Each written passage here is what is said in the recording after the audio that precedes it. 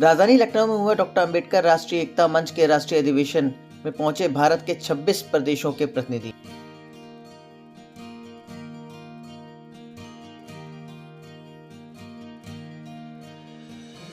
राष्ट्रीय एकता मंच का 11वां आज अधिवेशन है। आप लखनऊ आए हैं, क्या कहना चाहेंगे सर? डॉक्टर अंबेडकर राष्ट्रीय एकता मंच का ये 11वां अधिवेशन है।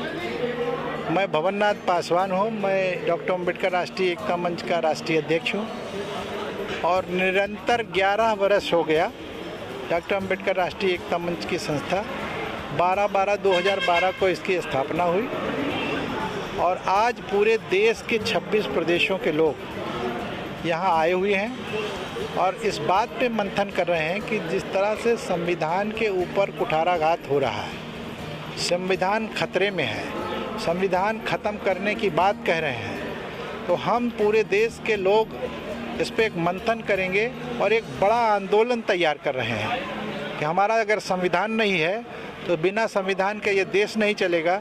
अगर ये किसी के हाथ में, किसी की व्यवस्था में चला जाएगा तो फिर ये देश बट जाएगा। हमारे तमाम राष्ट्रीय नेतृत्व और हमारे संत महापुरुष भी एक करने की बात कही थी। उसी को लेकर डॉक्टर अंबेडकर राष्ट्रीय एकता मंच की स्थापना हुई कि पूरे देश में सबको एक मंच पे लाया जाए, अपने अपने मंचों पे रहते हुए भी विचारधारा पे और उस मूल मंत्रों पे चले जो हमारे महापुरुषों ने दिया है। तो उसको लेके हम लोग आज यहाँ मंथन करेंगे। हमारा संविधान खतरे में है, न्यायपालिका में हमारा आरक्षण नहीं है और जो निजीकरण हो गया, देखिए देश में जो नौजवान है वो किस बदहाली की ओर जा रहा है। नौजवान इसको समझ नहीं पा रहा और भोली भोली बातों में आ रहा कि सबका साथ, सबका विकास। तो ये विकास कहाँ हो रहा है? एक बात कहते हैं कि बेटी पढ़ाओ और बेटी बचाओ।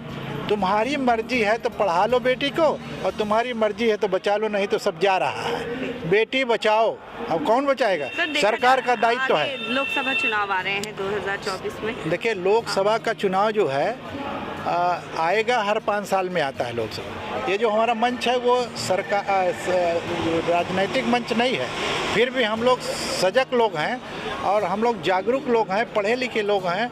ये मोटिवेट कर रहे हैं समाज के लोगों को कि कौन आदमी देश के हित में काम कर रहा है, समाज के हित में काम कर रहा है। अगर नहीं कर रहा है तो उसको उखाड़ फेंकेंगे। और 24 का जो चुनाव, जो आपकी मंशा है, जो आप पूछ रहे हैं, वो ये है कि हम लोग एकत्र होंगे और अपने अधिकार को बचाने के लिए सरकार को मुंह तोड़ जवाब देंगे। और रोल सर, अपना परिचय देते बताइए, आज ये गांधी भवन में किस तरह का कार्यक्रम कराया जा रहा है? मेरा नाम राम सिंह है।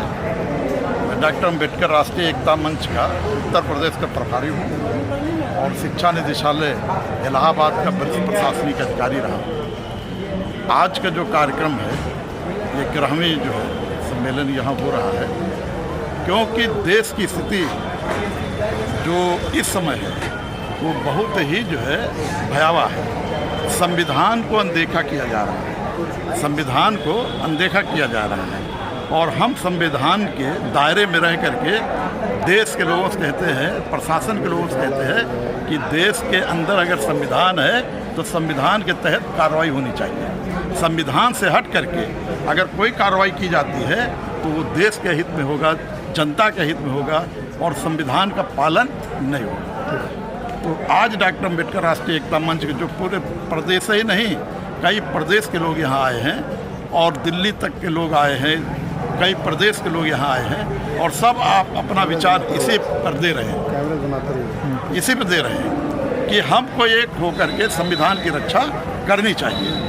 और जब तक हम संविधान की रक्षा नहीं कर पाएंगे तो देश जो है वो चल नहीं पाएगा शांति से, यहाँ हो जाएगा डिक्टेटरशिप। तो डॉक्टर अंबेडकर राष्ट्रीय एकता मंच का है ये जो है रूढ़वादी परंपराओं से दूर रहे, संविधान के दायरे में रह करके काम करें। अगर संविधान के दायरे से हट करके सरकार काम करती है तो एक बहुत बड़ा आंदोलन होगा, तो उसको संविधान के दायरे में काम करने के लिए हम मजबूर करेंगे।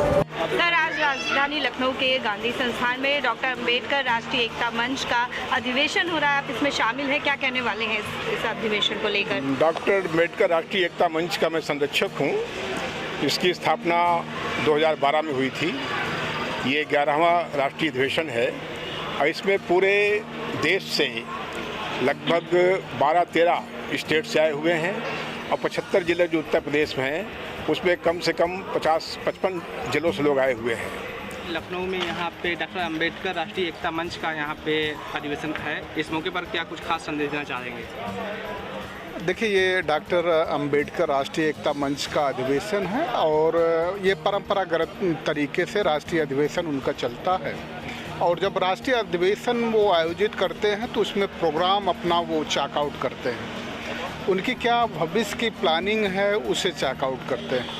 और आज जो परिस्थितियाँ इस बात के लिए हमें मजबूर कर रही हैं कि जो कॉन्स्टिट्यूशनल राइट्स हैं उसकी सेफ्टी के लिए, उसके कंजर्वेशन के लिए, उसकी सुरक्षा के लिए एक आंदोलन खड़ा होना चाहिए। कितना विचित्र सी स्थिति इस देश की बन गई है कि जब लोकसभा में शेड्यूल्ड कास्ट, शेड्यूल्ड ट्राइब को 24.25% रिजर्वेशन लोकसभा में मिल रहा है। 2001 की जनगणना को आधार मान करके उनको 24.25% रिजर्वेशन दिया जा रहा है।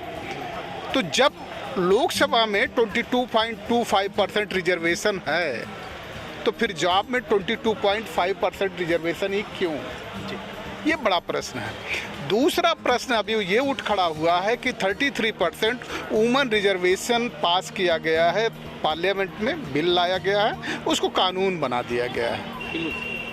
इस चर्चा पे संविधान सभा में बड़े लंबी चर्चा हुई थी कि भविष्य में जब भी कोई संविधान में नवीन व्यवस्था की जाएगी, द वर्ड यूज देयर कि नवीन कोई व्यवस्था की जाएगी तो उस व्यवस्था में जिसके जितनी पॉपुलेशन है उस पॉपुलेशन के आधार पे प्रोपोर्शनेट रिप्रेजेंटेशन की बात की जाएगी। और 33% रिजर्वेशन में शेड्यूल कास्ट महिलाओं को सम्मिलित किया जाना चाहिए, ओबीसी महिलाओं को सम्मिलित किया जाना चाहिए, माइनॉरिटी महिलाओं को सम्मिलित किया जाना चाहिए। लेकिन ये सरकार बहुत ही कुटिल है, ये कभी कोई बात स्पष्ट बोलती नहीं है। इसकी 2024 का लोकसभा चुनाव नज़दीक है, ग्राउंड लेवल पर ज़मीनी स्तर पे आम जनमानस को क्या संदेश देना चाहेंगे? अभी जिस तरह से चर्चा चल रही है इलेक्टोरल बॉन्ड को लेकर के, हमें ये लग रहा है कि गुरु गुरु होता है, चेला चेला होता है। अरुण जेटली चूँकि नरेंद्र दामोदर दास मोदी के गुरु थे, उनको ये पता था कि इस चेले को कहीं ना कहीं फंसा के जाना है और इलेक्ट्रॉन बॉन्ड के अगर गॉडफादर कोई थे तो अरुण जेटली थे। जिस तरह से अभी सुप्रीम कोर्ट में इस पे चर्चा चल रही है और ये सुप्रीम कोर्ट के आंगन नदियाँ बहे वो कसमरा पियास, तो दूसरे पे भरोसा करने की ज़रूरत नहीं है, दूसरे पे निर्भर रहने की ज़रूरत नहीं है। We are dependent in independent India और इस पॉलिसी को चेंज करना है। We have to be independent India, ये चेंज करना पड़ेगा। हम स्वतंत्र भारत में निर्भर रहें, ये परिपाटी नहीं चलनी चाहिए। और आज आप ये मान लीजिए कि जो भी स्थितियां चल रही है, 2024 में अपर सर्किट एक होता है, एक लोअर सर्किट होता है। अपर सर्किट जो बीजेपी का है, बीजेपी का क्या फुल फॉर्म होता है क्या आप लोग जानते हैं, हमें नहीं मालूम, लेकिन जो बीजेपी का एक्चुअल फुल फॉर्म बनता है वो फुल फॉर्म बनता है भ्रष्टाचार जननी पार्टी। और भ्रष्टाचार जननी पार्टी किसी भी कीमत पे 148 सीट क्रॉस नहीं करेगी।